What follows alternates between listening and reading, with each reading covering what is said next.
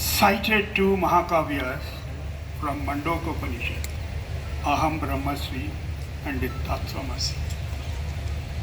Baba Sahib conceived the Mahakavyas as a recognition of essential and inherent human dignity in ourselves as well as in everyone else. He pointed out that by the elite of India claiming the first one but forgetting the second, weakened India and wrecked its civilization. The Constitution of India was conceived as a framework for both governance and social relations, marked by solicitousness of the essential dignity of every other Indian. The directive principles of state policy, read along with the fundamental rights, encoded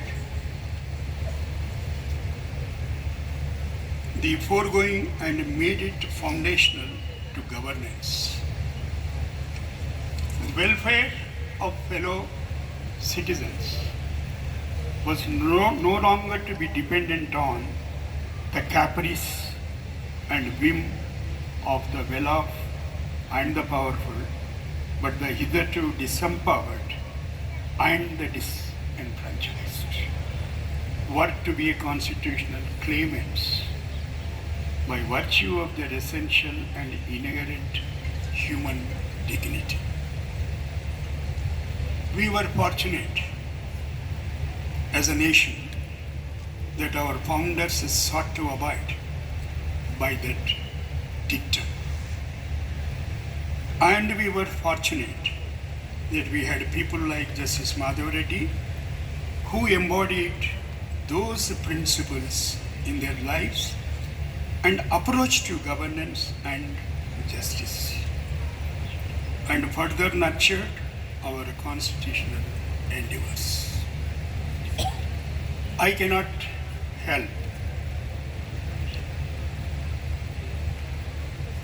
but help contrast the attitude of our founding fathers and great men like Justice Madhava Reddy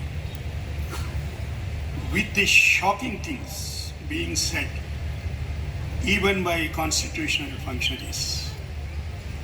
It was deeply distressing to read some newspaper articles recently in which it was reported that even some learned Supreme Court judges have likened welfare recipients to being quote-unquote parasites.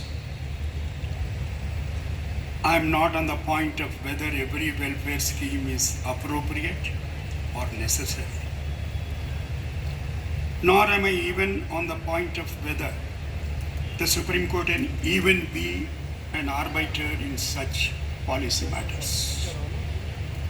But to call welfare schemes freebies, suggesting that the recipients are undeserving of the solicitude of our policymakers and the recipients of welfare are parasites is to be completely dehumanize our fellow citizens. I can only hope that the newspaper reports were inaccurate or that the learned judges were extremely tired and spoke out without the necessary restraint. However, to hear the language being used by dictatorial oligarchs in other parts of the world to dismantle the social safety nets for those being left behind in the neoliberal economy from our constitutional functionaries is something to be extremely concerned about. I am tempted to recall Nariman once said, I quote, amidst the tensions between antagonistic principles, one thing is certain, So long as poverty, debt,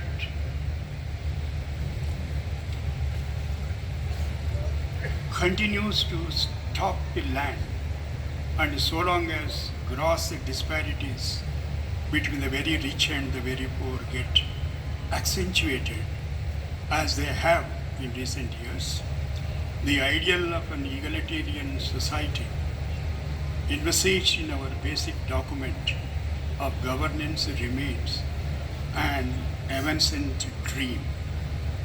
Whatever the nation's karma, our founding fathers cannot be faulted for a lack of idealism, nor can providence.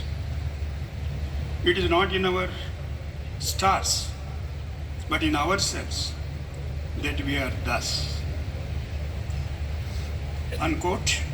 It is not because of our constitution, but despite its provisions, that as a nation we have failed to fulfill what were naively assumed to be achievable goals. We, the people of India, boldly abolished untouchability in our constitution, but after the more than 75 years of its working, we have not been able to eliminate it from our hearts. Dr. Radhakrishnan warned that when power outstrips ability, will fail on evil days. Ladies and gentlemen, indeed, power has overtaken ability. We have fallen on evil days. Baba Saheb, in his speech, warning us of the dangers of allowing graded social and economic inequalities to persist, hinted that the very temples of democracy could totter if his warning is not heeded.